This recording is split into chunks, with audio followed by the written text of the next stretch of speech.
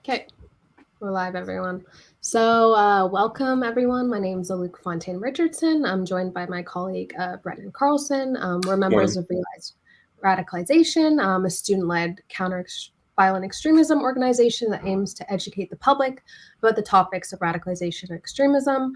On today's episode of Get Real, our series where we interview a variety of experts in the fields of radicalization and extremism, we are joined by Dr. Alexandra Bain.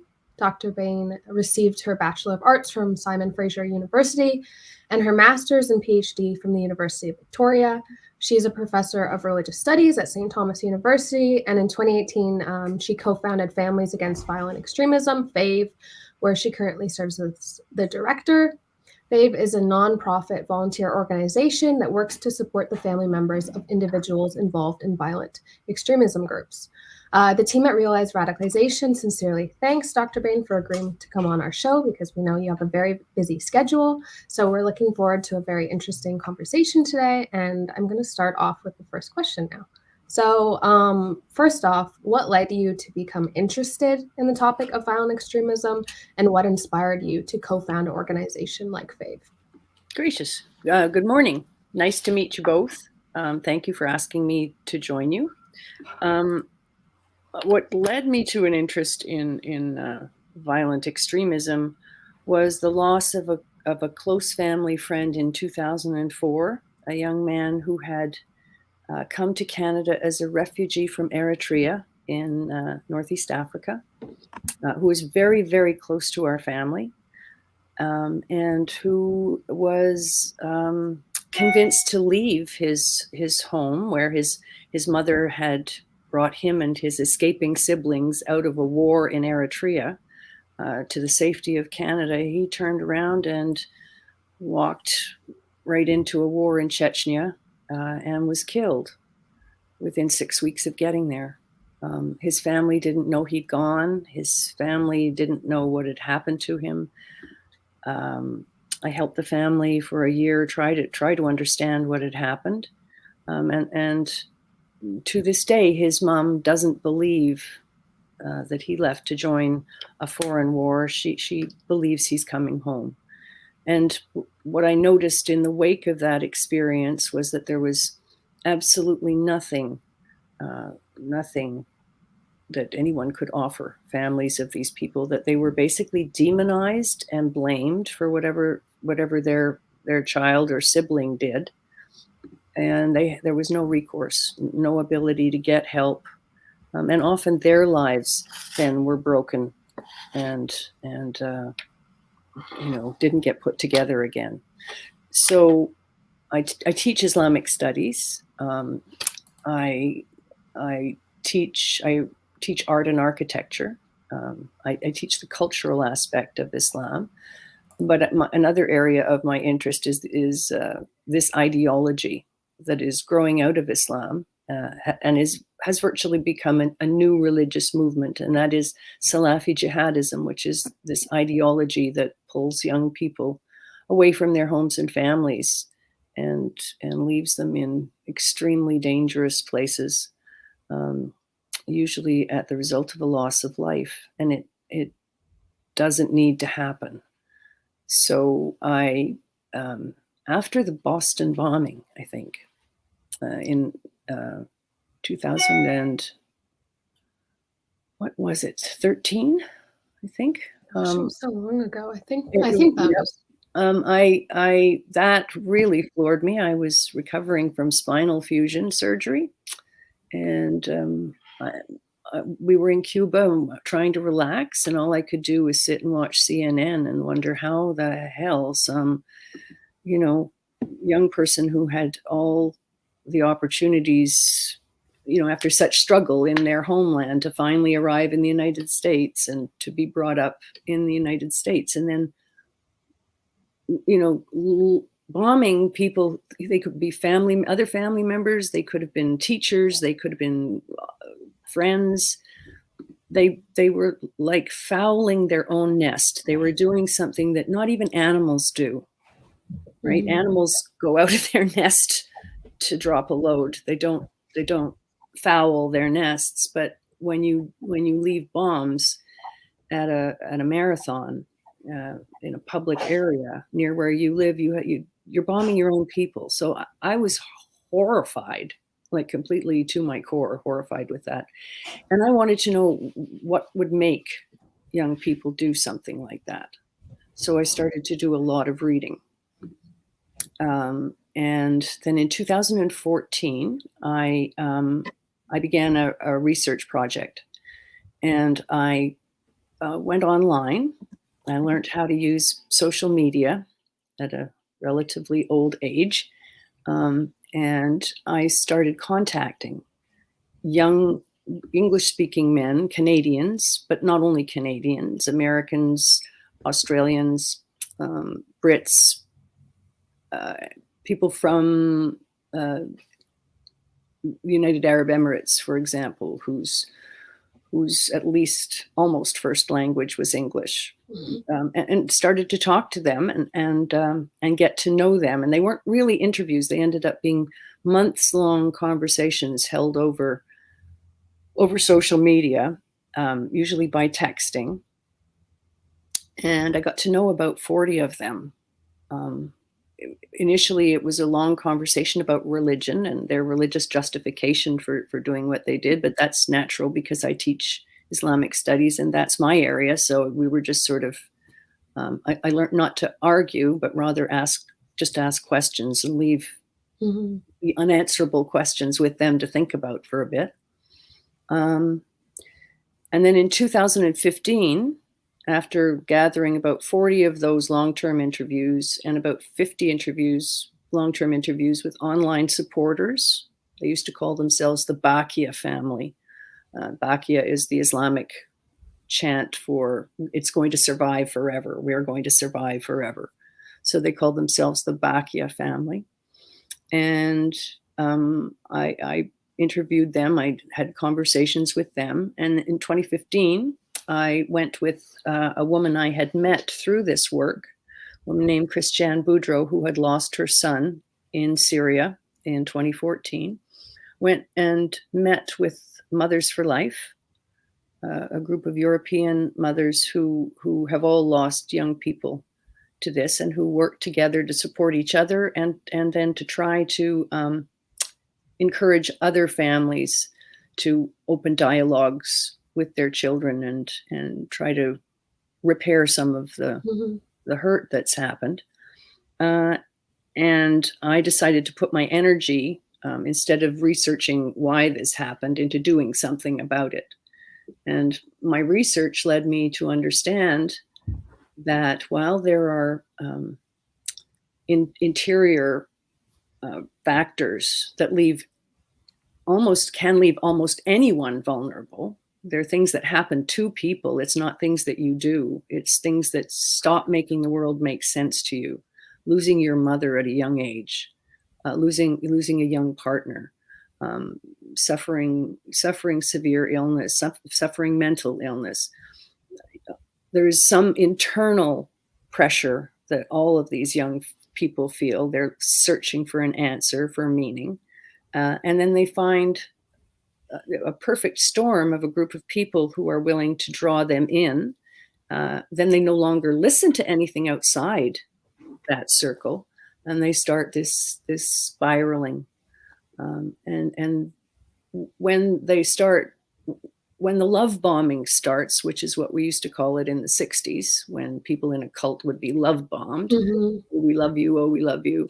It replaces, for these people, the family that most of them were having problems with in any case, and you lose them. And so I felt that what was important was that people continue to learn and be taught that this can happen in any family. There isn't anybody listening today who, maybe not they themselves, but somebody in their family. No one is completely inoculated from this kind of thing. It's a perfect storm and it can happen to anyone. And that when it does happen, people, the general public, will turn away from you and consider you to be just as awful as the kid who went off and did these kinds of things. we're demonizing people. We're somehow believing that people who get caught up in these groups are no longer human beings like us, and we're allowing ourselves to do terrible things to them. In the case that I'm most concerned with, it's leaving those young people who either went off to join ISIS or were related to somebody who went off to join ISIS, or no matter how they got there. Throughout human history, they would have been referred to mostly as camp followers, people who, went off with the warriors who were going to fight, and their children. And these people, there are upwards of 50 Canadians stuck in the camps of Northeast Syria, detention and prison camps in Northeast Syria. Some of them have been there for 4 years. They are the most horrifying conditions that you can imagine. There's no clean water. The tents are made out of cotton. They haven't been replaced in 4 years. They fall down as soon as there's a rain. There's not adequate food. There's basically no medicine. They're expected to buy their own medicine, and yet their families aren't allowed to. The Canadian government will not allow them to send money, even for medicine or food. Wow. So Canada has demonized these people, now considers them not just not Canadian, but not human. And that's a huge problem, I think, in this day and age, to be able to do that. I go for understanding. I think it's more important to understand people and offer them an alternative. You can't convince someone out of this. You'll only make them dig their heels in harder. It's like dealing with somebody who supports, ending all vaccinations, and it's the same polarization that's happening. You've got people who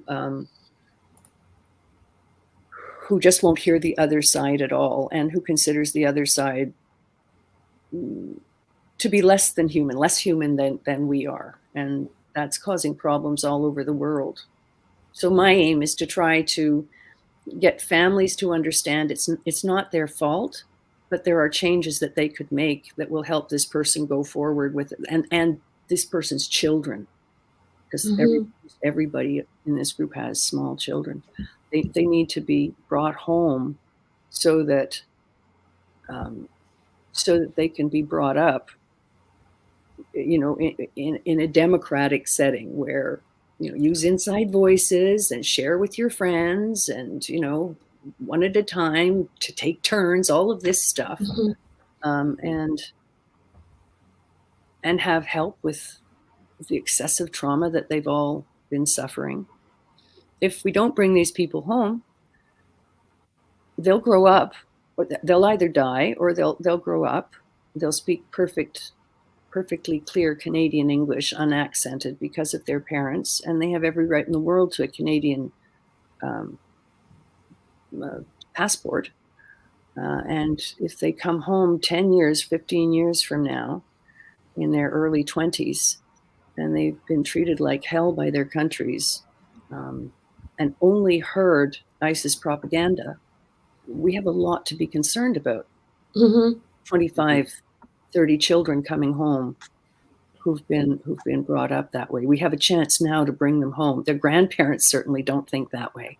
Their grandparents are desperate to get them home, and desperate to have them receive adequate medical care and adequate psychological counseling.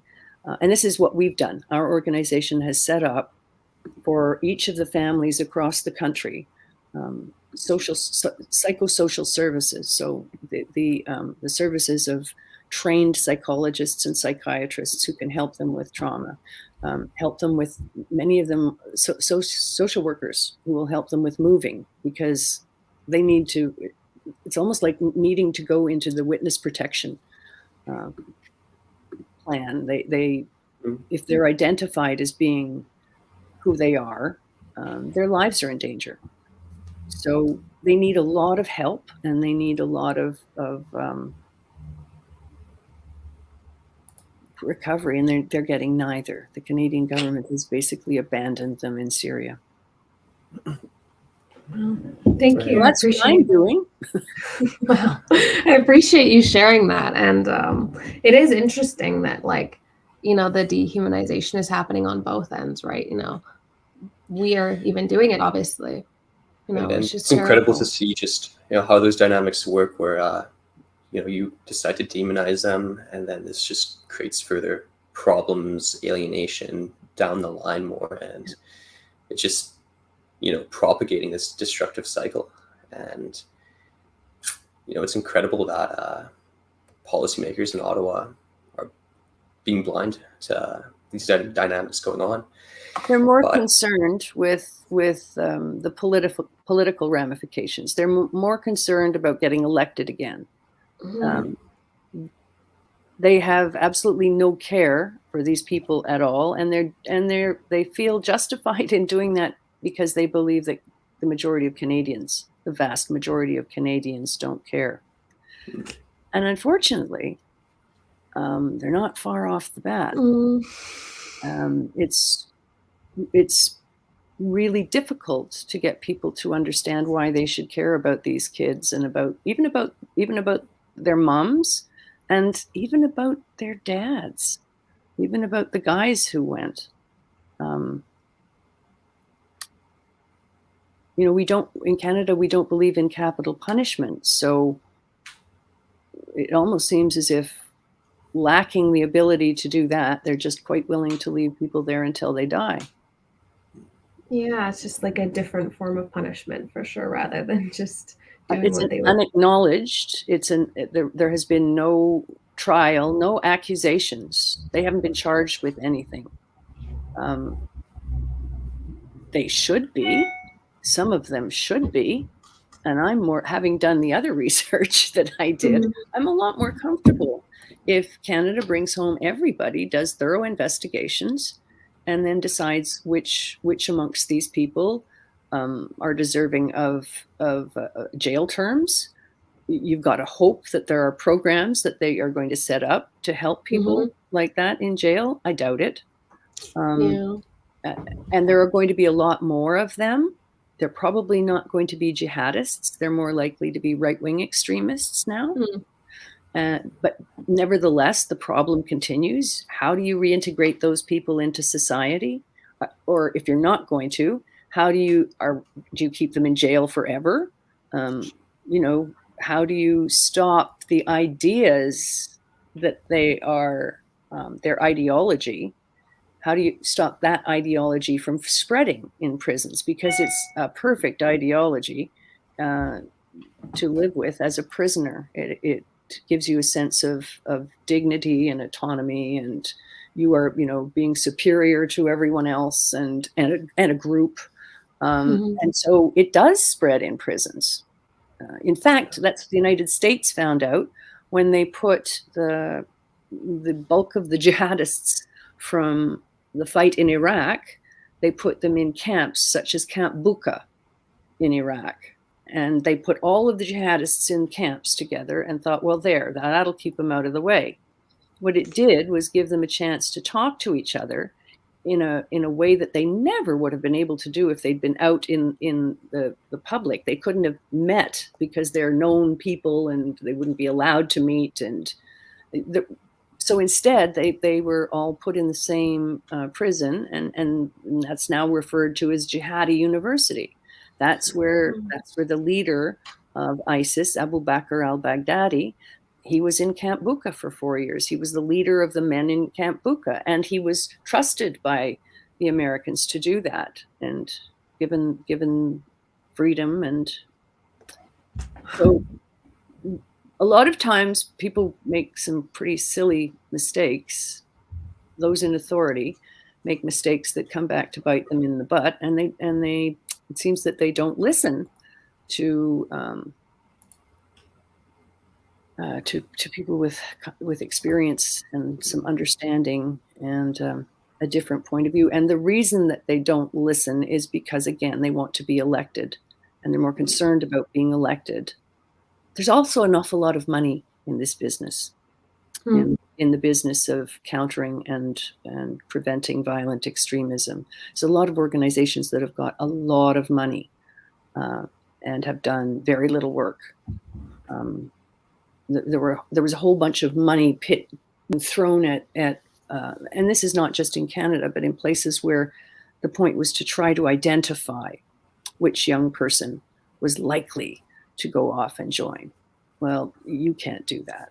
And you can't target groups, marginalized groups, and expect that that's going to make it, target them for anti-terrorism talks.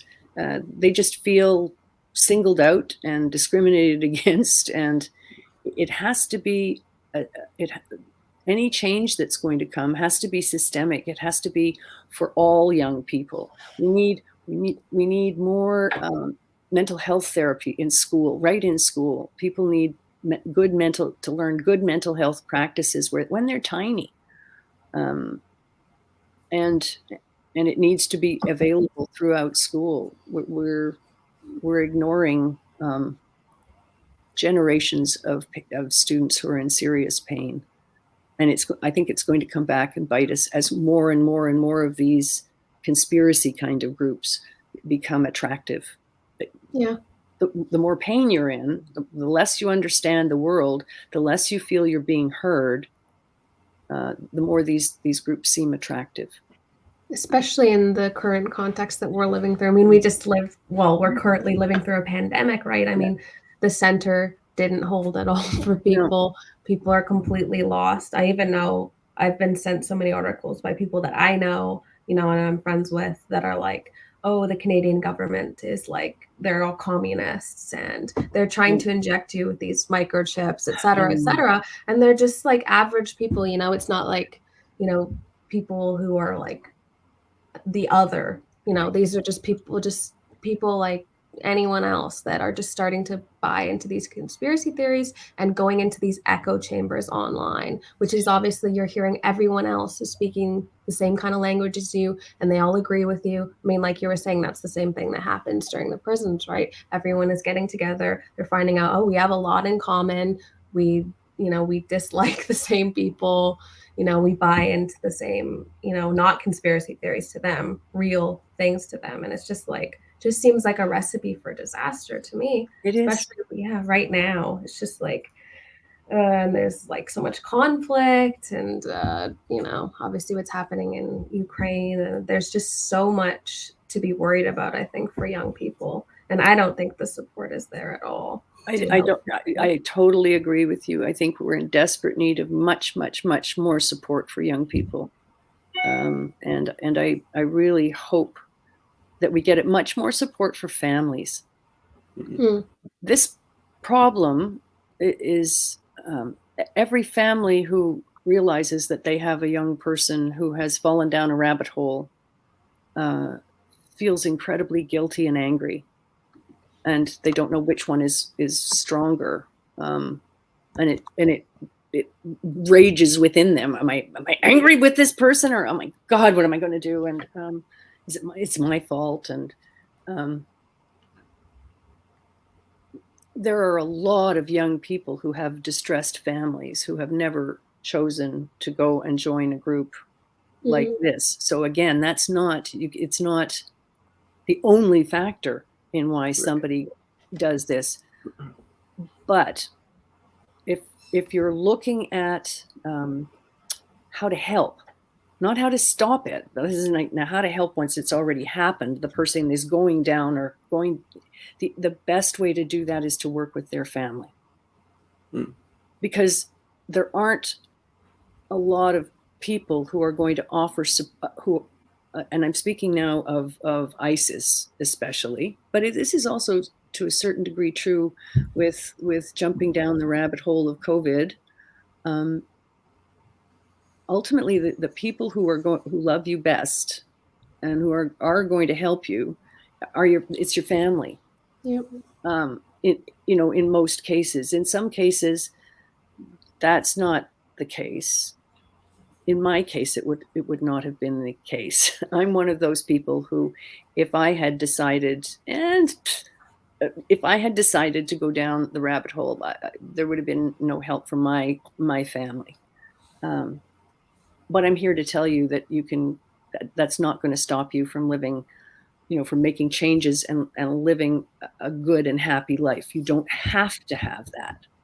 But if you can, if there's any hope of repairing the damage that's been done intergenerationally and between siblings, that's the very best place you can start, because nobody's going to give you, ideally, nobody's going to give you as much support as your family is. They're going to be the last ones, usually. And if they're not, that's okay. We have ways of dealing with that too. Mm-hmm. But we start with the family, and we start trying to help the family to understand how this person got there in their head, and the best ways of offering them an alternative. You can't argue them out of it. You can't argue someone out of an idea like this that they have so carefully, thought of and absorbed and are working on, and truly believe that anybody who thinks otherwise is, beyond reprehension. Fighting them about the ideology itself is pointless. You have to let them have enough experiences outside of the group that they begin to see that themselves. You have to offer them opportunities to have those cognitive dissonances where people are going, wait a minute, that doesn't make sense. And certainly the way ISIS behaved, the young people went over, joined because they thought it was a wonderful new world, a utopia, new caliphate, blah, blah, blah, blah, blah. Yeah. And when they got there, boy, was it scary. And some of them, there's a young woman I know of who got excited and started screaming for people's heads just after her husband was killed. And so that made her even more angry. And she, but now, and the other women that I've spoken with, the beheadings and the horror, you weren't allowed to say anything, because if you said to another ISIS person that you disagreed with that, you found yourself in ISIS prison. So that made it kind of hard. Yeah. But it was their lived experience that made them start reassessing the thinking. And that's what you have to do, is that you have to offer people alternative experiences and offer them a group that replaces their ISIS family. They have to want to leave in the first place. If they don't want to leave, there's nothing that you can do. Yep. And so anybody who says, and there are people who say they have de-radicalization programs, and they're I don't know, a former person themselves, and they're going to sit down and they're going to talk to them and they're going to argue with them about all the different hadith and different surahs and different ayats in the Quran, and they're going to proof text the whole thing, and it doesn't work. It just doesn't work. That's not what they need. Maybe some people need someone down the road so that they can say, hey, can I ask you some sort of questions about interpretation? But that's only once they've gotten to the point where they've let go of the group emotionally, and have something to replace it with. Yeah, that can't be an initial step at all. Right? It's about group bias. It's about walking into another group, wanting to attach yourself to them, and being pulled away from the rest of your group. One of the first things that ISIS people do is cut you off from your family. Cut you off from it's a cult, right? Mm-hmm. Cut you off from everybody that you knew and care about. Yeah. And the only way back is by reconnecting. If you have the ability, if your parents are still alive, if your siblings are still alive. If you aren't, then there's, we can't invent parents for you. No. But we can try to give a lot of love and find people who can connect with people, and a good psychologist helps. A mentor, help in getting job education. Like, what kinds of jobs are there? None of those problems caused the person to go over. But continuing to leave the problems outstanding doesn't give them much reason to come back. So that's what that's what Families Against Violent Extremism does. We wait for the families to come to us. The only time we would reach out to a family is if another family has said, here, there's these people, and they're scared and they want you to reach out. Then we'll do that. But we wait until people want the help, and we're really small. I'm led to believe that there are several government organizations who think that we're a huge hydra-headed organization with tentacles reaching across the country, and this is kind of it. This is where I sit, and I take the time. I'm not teaching, and I spend it on the phone with people. I deal with lawyers. I found families lawyers. I work with the Kurds, who are the people who are holding them. So I've developed relationships with the Kurds. I'm trying to convince the Canadian government to talk to the Kurds, and that's like pulling chicken's teeth. I've set up connections with psychosocialist organizations that offer help across Canada. So every family who's with FAVE, and there are about 15 of them, has been hooked up with people and the families are quite free to go and get mental health counseling beforehand themselves, because anybody who's been through, I'm traumatized now from listening to the women in the camp on daily. We have one who's been on a hunger strike a couple of times. The Canadian government has admitted that they should bring her home. They've refused to bring anyone else home. They say the only reason is medical. We did have an orphan brought home a year and a half ago. It took us a year and a half to convince the Canadian government to bring a 4-year-old orphan home from the camp. The Canadian government didn't do anything to locate her in the camp. It was us working with the Kurds, and we worked with her family.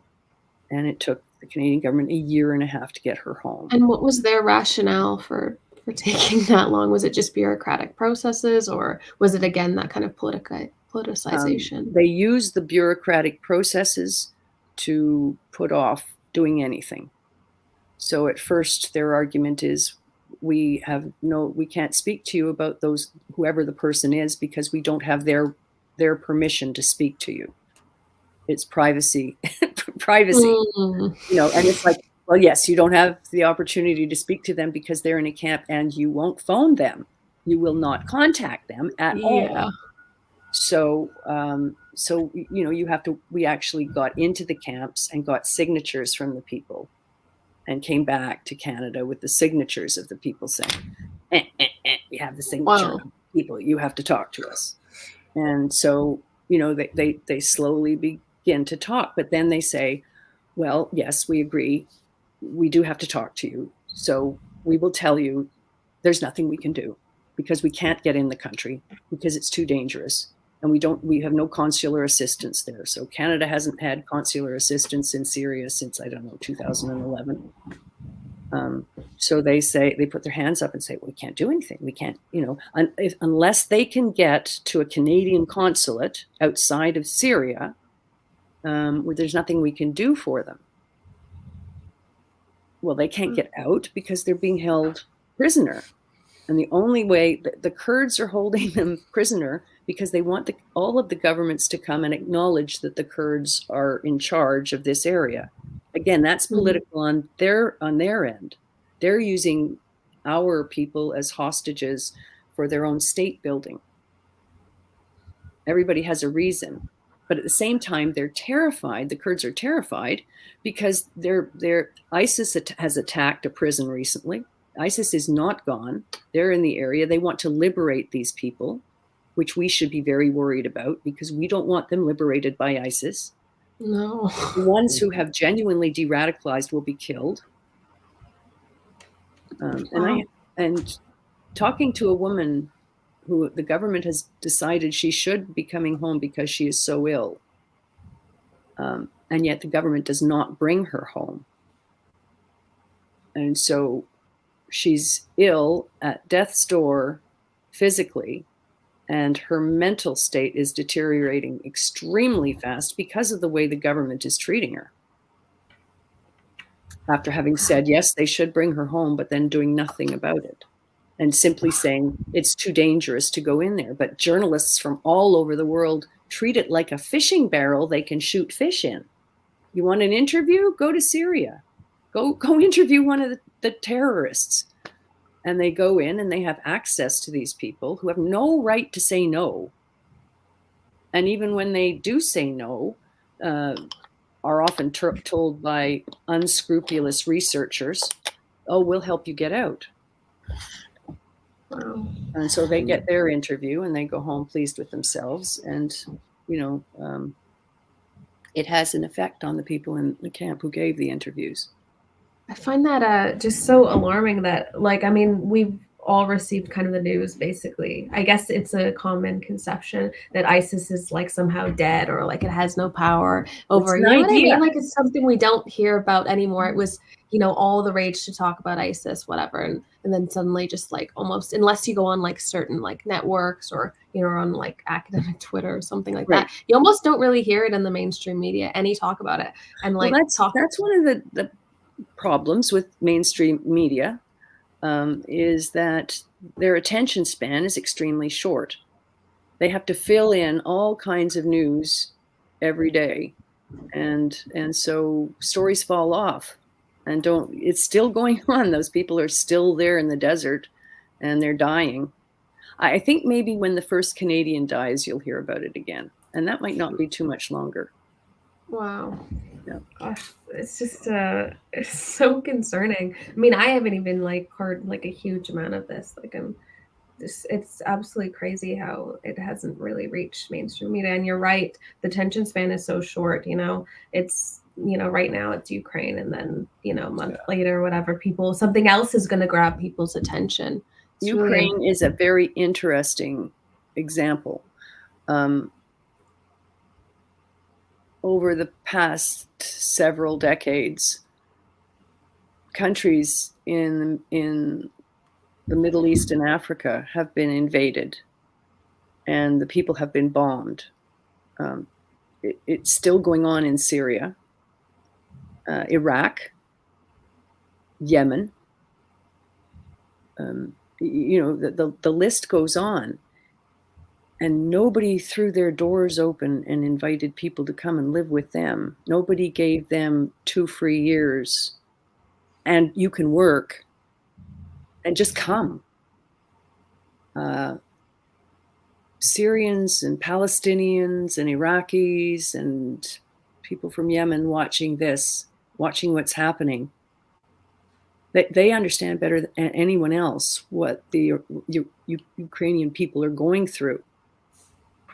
But they're left with a huge hole in their hearts, thinking that, what was wrong with us? Why are we still in camps and, being locked out of countries? When what is it? Because they're white and European? Yes. Yeah, I guess it's all about that othering that's happening, right? Yeah.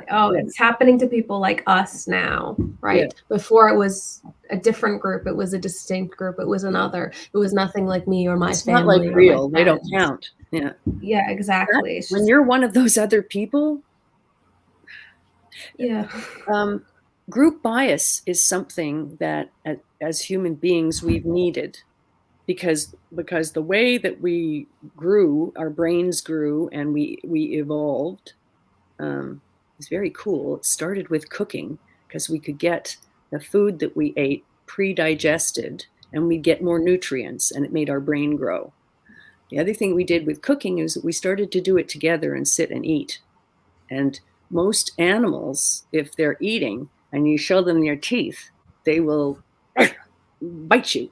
But we turned it into our central ritual that we do with each other that binds us together, which is sharing a meal and talking and laughing. Yeah. And who's in your group, knowing who's in your group and is going to have your back when we were like about 150 people in a community, knowing who's outside the community and who's not going to be nice to you necessarily was really important. So having group bias was part of the way that we as human beings moved forward. But it's become so dangerous now that, we're sitting here.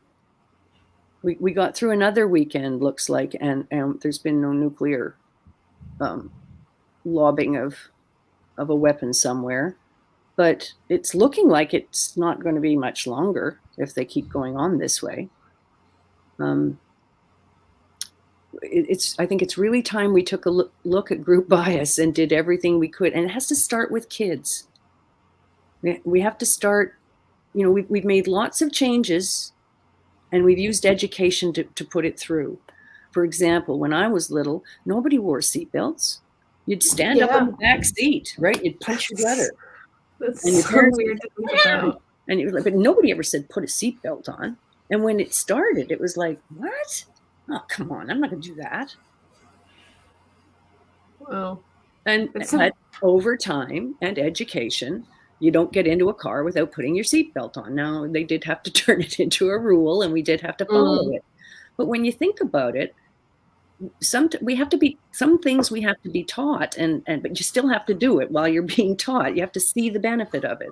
If we have a medical system that will pay for you when you get broken, then the least you can do is wear your seatbelt, so that we don't all have to pay. These are things that we do for the common good of everybody. Kind of like getting COVID shots. Yeah, we've the common good has been something that's really been, just especially and these COVID, kids who went off to join ISIS understand that about us. Yeah, but right? Just like they think they were going off to do the common good. They thought that this is the way to be. They just got suckered in, and they got suckered in by, older people from Iraq who used to be the Ba'ath Party, and then the United States disbanded the military, and all these guys had nothing to do. So they grew beards and put religious garb on and started Allahu Akbaring and started to convince Western kids to come over, because that's one hell of a PR stunt. Mm-hmm. Yeah, absolutely. Yeah, it's definitely very interesting that we've seen that kind of concept of like, certain people aren't willing to do anything unless they see the direct benefits to it. I mean, obviously we've seen that with COVID, but then also with what you were talking about, right? It doesn't directly benefit me that somebody gets rescued from Syria, right? Because that's somebody else and that's their family, and, they're probably screwed up or something like that, and it wouldn't happen to me. So it doesn't benefit me. No. Why should I be paying for it? I think that's like a lot of people's mentality. If it doesn't directly impact them, they have no interest in it, unfortunately. It's interesting very concerning. It's really interesting how that feeling seems to be getting stronger, despite the fact we have social media where we can actually get to know people from other places. Before you'd have to have a pen pal and write them a letter, and it took, you'd get weeks and weeks and you get your pen pal's letter back. But now, we can be working with people from different countries. We can be cooperating with them. We can learn about them. And I think that's really important. I think more exposure to each other is really important. I think teaching critical thinking is really important. I'm kind of shocked at the extent to which that seems to be going out the window. It's sometimes hard to teach first-year course when critical thinking skills haven't been built through elementary and high school. That's something I kind of find a bit spooky. I spend a lot of my time teaching students to ask way more questions. They seem to always want, makes me laugh. Dr. Bain, is that on the exam? Well, we don't have exams, and if you'd read your course outline, we don't have exams. Yeah, I don't expect. It's a religious studies course. Perish the thought there is a right or wrong answer. Fill in the blank. I want you to think. And how do you think? You develop the ability to make better questions, right? You take what your received notions that you came to class with, that's what you've learned from everything that you've done, and then you start picking at them and challenging them. And how do you do that? You find other evidence. You do research. And then when you find something that you think looks good, where does it come from? Who wrote it? Who is that person? Why did they write it? What were their assumptions that they had when they began writing it? What kind of sources did they gather? Where are they from? Where are those sources from? Are they primary sources?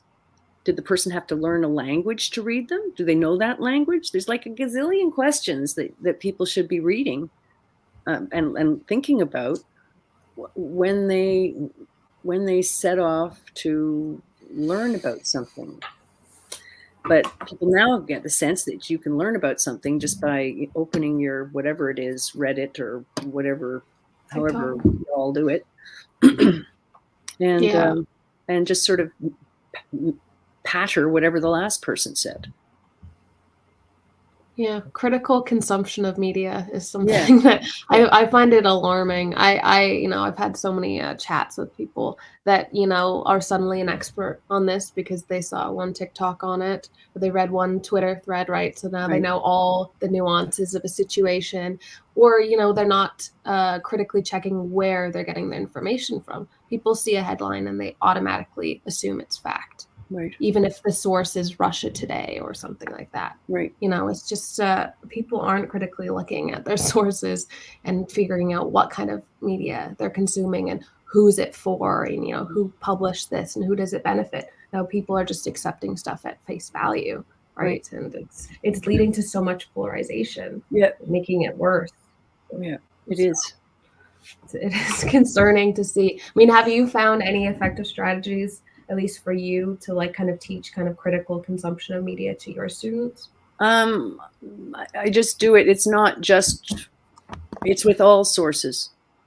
So yes, when students write, when they write a paper, if it's a research paper, or if it's a reflection paper, they still need to have sources, and they need to tell me, who are these sources? And that's the case whether it's a podcast or a news article, or who wrote it? Whose voice is this? Everybody's voice has a we all have a bias. It's what we've come, the layering, what we grew up understanding, and then everything that we've brought to that ourselves and worked through. At the end of it, that's a bias. At least that's how I explain it to students. And then there's prejudice, which means you're not going to let any more information in. Your bias can change. That's, and it does change. It's still a bias because you don't have all the information in the world on whatever it is. And, if once you do, well, you're never going to. So you have to keep checking your own bias. It's like part of your job. I think that's what I teach students. It's always part of your job. Who are you? It's not just who's the person writing, but who are you to ask the questions? When you decide you want to say something, write, explain yourself. Okay, who are you? And what do you bring to the questions? What are your assumptions first? Check your own assumptions. I think we have individual bias towards ourselves. We think we're an objective source. Definitely people think I'm completely objective. I don't come from any particular background that's going to affect me or anything like that. I don't have I haven't done any research beforehand. Anything, people assume they're a blank slate when they start to read these articles. And they're so not. Yeah. But no, nobody is. No matter how learned you are absolutely have biases that you have to check. I find in a lot of cases, people conduct research or look into research questions on the premise of trying to fulfill their implicit assumptions going into the situation, right? They look and research different issues in global politics or what else is going around in the world at the time, on the basis of trying to reinforce their original thoughts on it instead of questioning their own biases, right? You don't learn that. You don't learn much that way. No, for sure. No, you just when you're just reinforce everything that you know have brought in.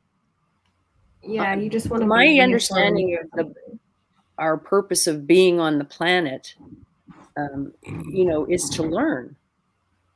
And I enjoy the moments when I realize that I have been thinking a certain way, and then I add more information or someone else's argument, and all of a sudden pop that wonderful moment when you go, oh, there is another way of looking at this, and I wasn't seeing that. And it's allowing your mind to open. And I think I think what's happening is, instead of people looking for that moment, which doesn't mean you're looking to change your mind, you're looking to be open, to be able to see another point of view, because only at that point can you decide, does that other point of view make sense to you?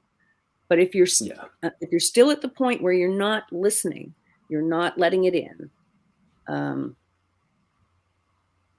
you slow your mind down.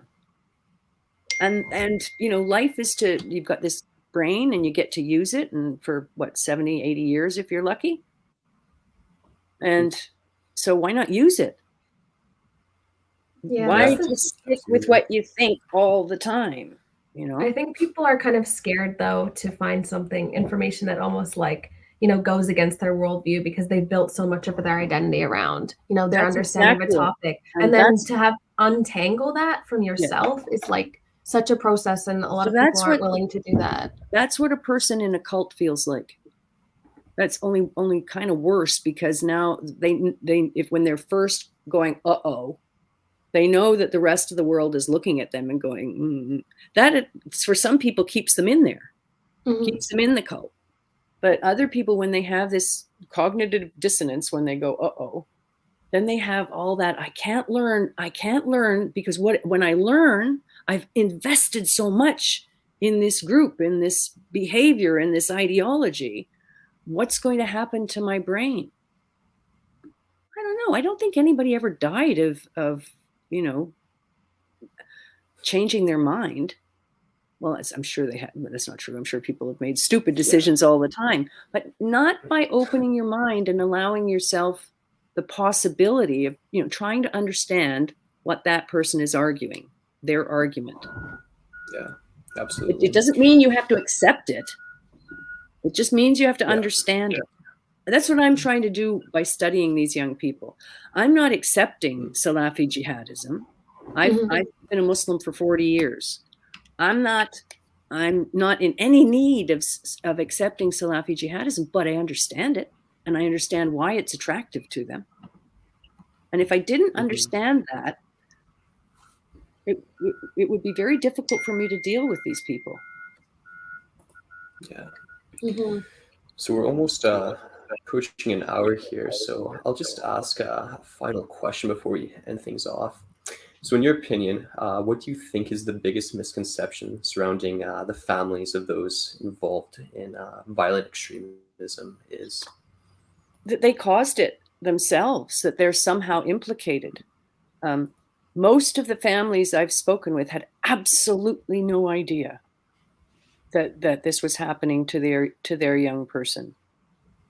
Sometimes an increase in religiosity is seen as a really good thing if the person was troubled before and acting out, taking drugs, whatever.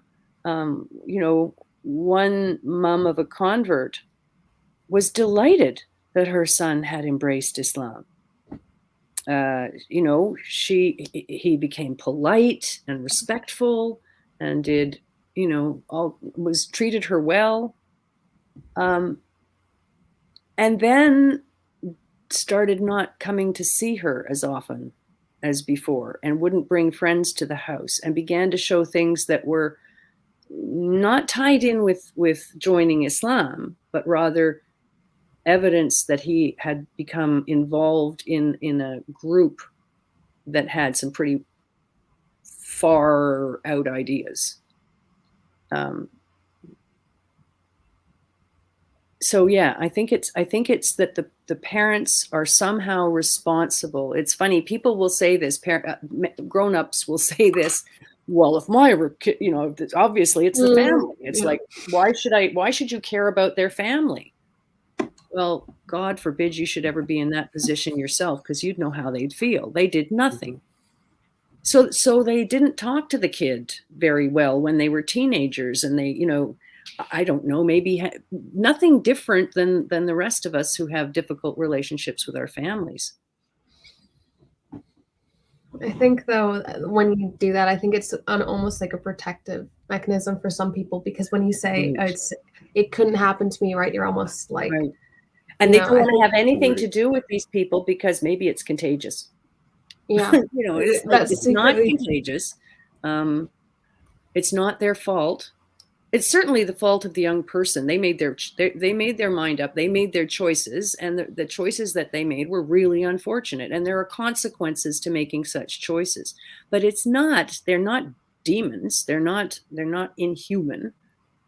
They made really bad mistakes. They got in with a bad crowd, and if they want to come back, it says more about us as a society that we would be willing to take them back and help them, to recover and move on. So, and make sure that their children are well taken care of, so that it doesn't become generational.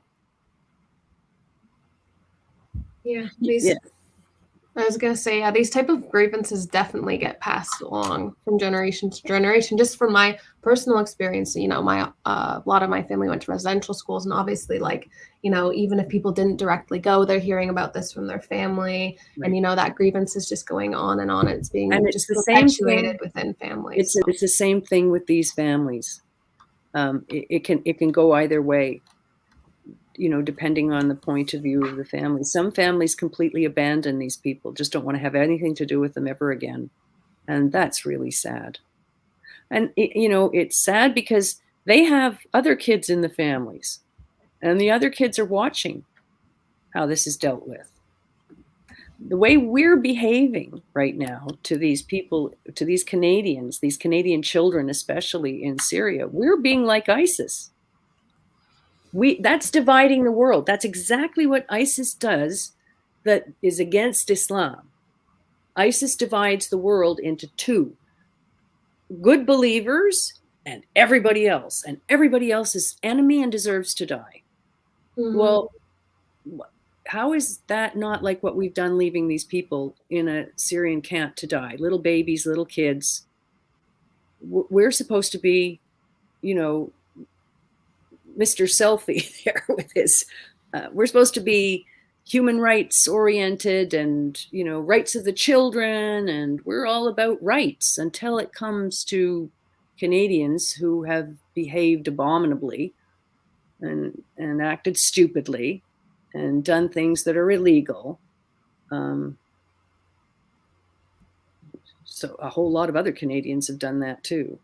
Yeah. And and they will be in jail, and we have security services who can deal with that. But for God's sake, bring the kids and the moms home and give people a chance to stand in court and defend themselves and say they're sorry and make reparations. Mm-hmm. I think it's more convenient for people to view the world in binary terms. That I'm not like that. I would never do that. Convenient, but dangerous. Yeah, no, of course not. Not advocating that it's a good thing in any way. Yeah, but I do see it. It's nice to have young people be interested in this and ask questions, though. That's reassuring. So delighted you folks are doing this work. Yeah, I appreciate that. And it was such a pleasure to talk. We kind of just touched on any kind of everything and anything today, which was great. I mean, we talked about Islam, we talked about group biases. We talked about critical consumption of media. So I'm happy that we just kind of touched on everything, and I thought everything was just fantastic, and really appreciate you taking the time, out of your busy schedule. So I'm going to end the broadcast now. So technically it'll stop recording, but I think we'll all remain on the call. So thank you so much. Okay. It was such a pleasure.